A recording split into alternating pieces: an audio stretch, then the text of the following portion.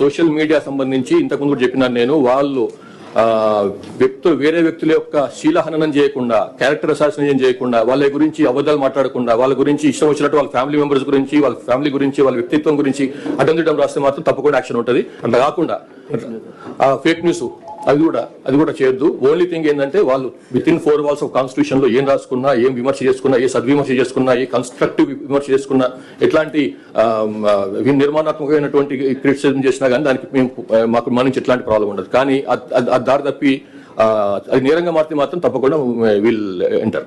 Reporter మనము ఎట్లా పోవడానికి, రాత్రి పోవడానికి ప్రయత్నం చేశారు. ఏ ఆధార్ పైన పోతున్నారు? 5:30 టికెట్ బుక్ చేసి బ్యాంకాక్ పేరుతో వెళ్తున్నారు. కావాల్సింది ఆనే మనకు కోఆపరేట్ చేయాలి కాదనే, చేయకుండా ఎందుకు పారిపోతున్నారు? ఎందుకు పోతున్నారు? మనం అలాంటి ఉన్నప్పుడు ఆయన ఇంటికి పోయినప్పుడు వాళ్ళు ఎందుకు తెలిసి మనకు కావాల్సిన వాడు వస్తానని చెప్పి వెళ్ళిపోయారు. ఎక్కడికి వెళ్ళిపోయారనే ఈ రోజు కూడా పతా లేదు. ఎందుకు? చట్టం ముందు రండి కదా, చట్టంని ఫేస్ చేయండి కదా, అధికారం ముందు రండి.